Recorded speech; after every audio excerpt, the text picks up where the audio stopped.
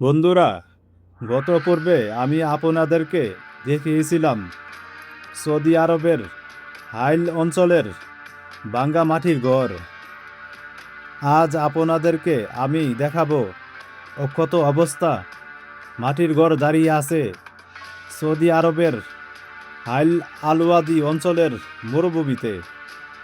এলাকার একটি ঐতিহ্যবাহী স্থানে বহু বছরের পুরনো মাটির তৈরি ঘরবাড়ি। ইতিহাসের সাক্ষী হয়ে দাঁড়িয়ে থাকা এই স্থানটি আমাদের মনে গভীর ছাপ ফেলেছে। দেখতে পাচ্ছেন, চারপাশে বিশাল এলাকা জুড়ে রয়েছে পুরনো মাটির তৈরি ঘরবাড়ি। সময়ের পরিক্রমায় অনেক অংশ ভেঙে গেলেও এখনও কিছু দেওয়াল এবং কাঠামো অক্ষত অবস্থায় দাঁড়িয়ে আছে। এখানে অনেক বড় গর্ত হয়ে আছে। আমার মনে হয় এখানে টাঙ্কি ছিল পানির, সেজন্য এই গর্তটি হয়েছে। উপর অংশটি ভেঙে নিচে পড়ে আছে। চারিদিকে দেওয়াল ছিল। মাটির নিচে ঠিক কতটা গভীর আর এর ভিতরে কি আছে উপর থেকে দেখে বোঝার উপায় নেই। আরও একটু সামনে যেতেই দেখা মিলল দুইটি মাটির ঘর সময়ের নির্মম সাক্ষী হয়ে দাঁড়িয়ে আছে। অবাক হয়ে দেখলাম কত সুন্দর করে তৈরি করা হয়েছিল ঘরগুলো। মাটির দেওয়ালে আজও সেই পুরনো দিনের কারিগরের ছাপ স্পষ্ট। এগুলো দেখলে সহজেই বোঝা যায় এক সময় এখানে মানুষের বসবাস ছিল এবং একটি সমৃদ্ধ জনপদ গড়ে উঠেছিল।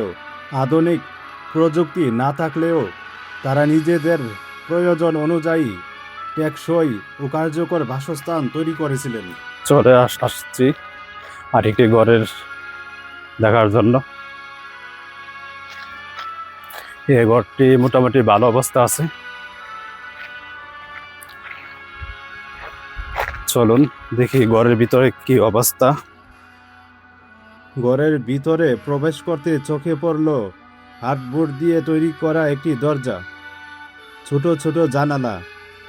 ভেতরে প্রবেশ করে দেখলাম পুরো ঘরটি প্রায় অক্ষত অবস্থায় রয়েছে। দরজাটি এখনো জায়গা মতো দাঁড়িয়ে আছে।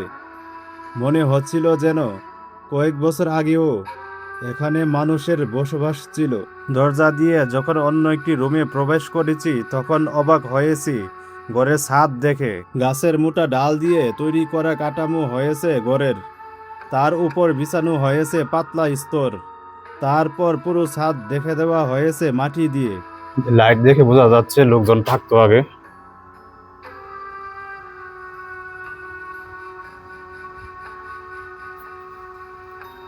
ঘরের ভিতর অংশ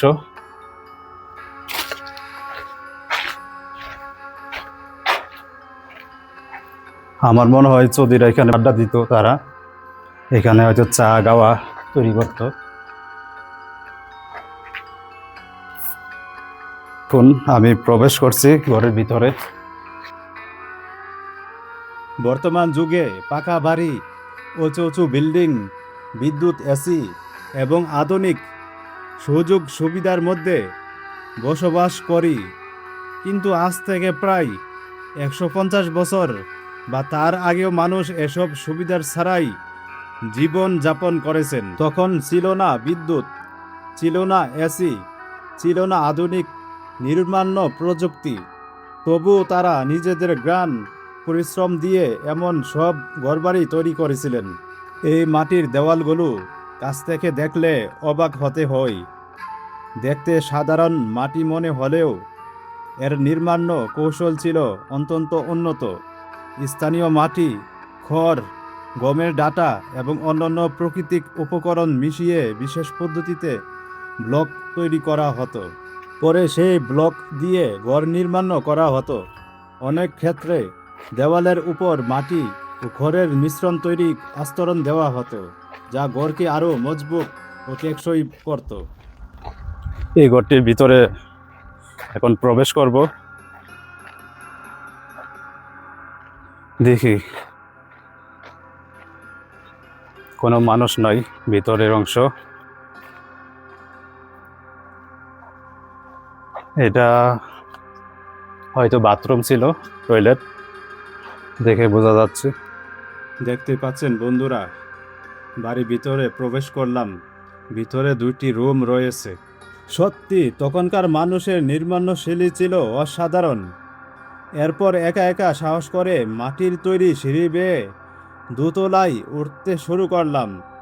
প্রতিটি ধাপে মনে হচ্ছিল যদি হঠাৎ ভেঙে পড়ে। বুকের ভেতর একটু ভয় কাজ করছিল, তবু কৌতূহল আমাকে সামনে এগিয়ে নিয়ে যাচ্ছিল। দোতলায় উঠে চারপাশে তাকিয়ে মনে হলো এই দেওয়ালগুলো হয়তো শত শত স্মৃতির নীরব সাক্ষী। সবচেয়ে আশ্চর্যের বিষয় হলো এত বছর ধরে রোদ, ঝড়, বৃষ্টি, মরুভূমির কঠিন আবহাওয়া সহ করার পরেও এই দেওয়ালগুলোর অংশ এখনও দাঁড়িয়ে আছে। বর্তমান সময়ে সিমেন্ট বালির তৈরি অনেক ভবনও দীর্ঘদিন পর ক্ষয়প্রাপ্ত হয়ে যায়। বন্ধুরা দেখছেন পাশে খেজুর বাগান, দেখছেন অনেকগুলো খেজুর গাছ। আমাদের প্রিয় নবী হজরত মুহাম্মদ সাল্লাল্লাহু আলাইহি ওয়াসাল্লাম খেজুর খুবই পছন্দ করতেন। তিনি প্রায় খেজুর খেতেন এবং রোজা ভাঙ্গার সময় খেজুর দিয়ে ইফতার করার শিক্ষা দিয়েছেন। তাই মুসলিমদের কাছে খেজুর শুধু একটি খাবার নয়, এটি একটি সুন্নত। আমি এখন মাটির ঘরের ছাদের উপর দাঁড়িয়ে আছি। দেখুন, বাড়িটির চারিদিকে বাউন্ডারি দেওয়া। উপরে আরেকটি ঘর, ওইটা অনেক উঁচা ছিল, তারপর ওটি আল্লাহ ভরসা। অথচ সেই সময়ের মানুষের তৈরি এই স্থাপনাগুলো এখনো তাদের দক্ষতা ও পরিশ্রমের প্রমাণ বহন করেছে। আমি এখন চলে যাচ্ছি নিচে, বের হয়ে যাচ্ছি। এক সময় এখানে শিশুদের হাসি, শব্দ, পরিবারের আনন্দ আর মানুষের ব্যস্ত জীবন ছিল। আজ সবকিছুই ইতিহাস হয়ে নির্ভয়ে দাঁড়িয়ে আছে। এই জায়গায় দাঁড়িয়ে বারবার মনে হচ্ছিল আমাদের পূর্বপুরুষরা কত কষ্ট করে জীবন যাপন করেছেন। প্রচণ্ড গরমের মধ্যে, বিদ্যুৎ ছাড়া, এসি ছাড়া, আধুনিক যানবাহন ছাড়া তারা জীবন কাটিয়েছেন। কিন্তু তাদের ধৈর্য, পরিশ্রম এবং প্রকৃতির সঙ্গে খাপ খাইয়ে চলার ক্ষমতা ছিল অসাধারণ। বের হয়ে আসলাম ঘর থেকে, এখন চলে যাব সামনে। সময়ের সঙ্গে অনেক কিছু বদলে যায়, কিন্তু ইতিহাস কখনো মুছে যায় না। এই প্রাচীন মাটির বাড়িগুলো আমাদের অতীতের এক অমূল্য স্মৃতি। এগুলো সংরক্ষণ করা আমাদের সবার দায়িত্ব। চেষ্টা করব খেজুর বাগানের ভিতরে প্রবেশ করতে, দেখি আমরা প্রবেশ করতে পারি কিনা।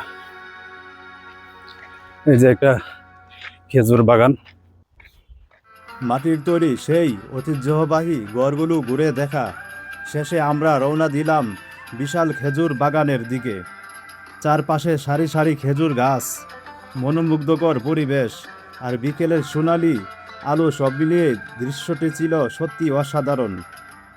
আমাদের খুব ইচ্ছা ছিল বাগানের ভেতরে গিয়ে কাছ থেকে খেজুর গাছগুলো দেখা এবং কিছু সুন্দর দৃশ্য ক্যামেরাবন্দি করা, কিন্তু দুঃখের বিষয় বাগানের দায়িত্বে থাকা ব্যক্তি আমাদের ভেতরে প্রবেশের অনুমতি দিলেন না। কিছুটা খারাপ লাগলেও আমরা তার সিদ্ধান্তকে সম্মান জানালাম। বাগানের বাইরে দাঁড়িয়েই চোখে পড়ল একটি সুন্দরভাবে সাজানো পুরনো দাসের বিশাল সাইকেল। এই সাইকেলটি যেন পুরো পরিবেশকে আরও আকর্ষণীয় করে তুলেছিল। সুযোগটি হাতছাড়া না করে আমরা সেই সুন্দর দৃশ্যগুলো ক্যামেরায় ধারণ করলাম। সালাউদ্দিন ভাই, ছুটির দিনে বিকালে ঘুরতে এসে কেমন লাগলো আপনার কাছে সৌদি আরব মাটির ভাঙাঘর দেখে? অ্যাকচুয়ালি এই জায়গায় আসছে, এই জায়গায় প্রায় 200 বছর পুরাতন এই পুরাতন বাড়িঘর দেখে মানে অন্যরকম একটা মানে আবেগ কাজ করতেছে। সবকিছু দুইটাই মিলেই মানুষ কতটা কষ্ট করছে, এখানে কারেন্ট ছিল না, মানে এখন যে দুনিয়া কতটা ডিজিটাল আর আগে কতটা যে ওল্ড ছিল, মানে এই জায়গায় আইসে মানে পুরোপুরি আমি এটা বিলিভ করতেছি যে মানুষ কতটা কষ্ট করছে, তারপরে এখন দুনিয়া ডিজিটাল, এইসব পুরাতন বাড়িঘর দেখে ঠিক মনে পড়তেছে আমাদের দেশের যে ওই আগেকার জমিদার বাড়িগুলোর মতো, সেম টু সেম। এরপর আমরা চার বন্ধু একসঙ্গে দাঁড়িয়ে কিছু স্মরণীয় মুহূর্ত কাটালাম। প্রবাসের ব্যস্ত জীবনে এমন কিছু সময় সত্যি অনেক মূল্যবান। হাসি, আড্ডা আর একসঙ্গে কাটানো এই ছোট ছোট মুহূর্তগুলোই একদিন হয়ে থাকবে সুন্দর স্মৃতি। সব জায়গায় প্রবেশ করা না গেলেও আল্লাহর অশেষ রহমতে এই ভ্রমণ আমাদের জন্য ছিল আনন্দময় এবং স্মরণীয়।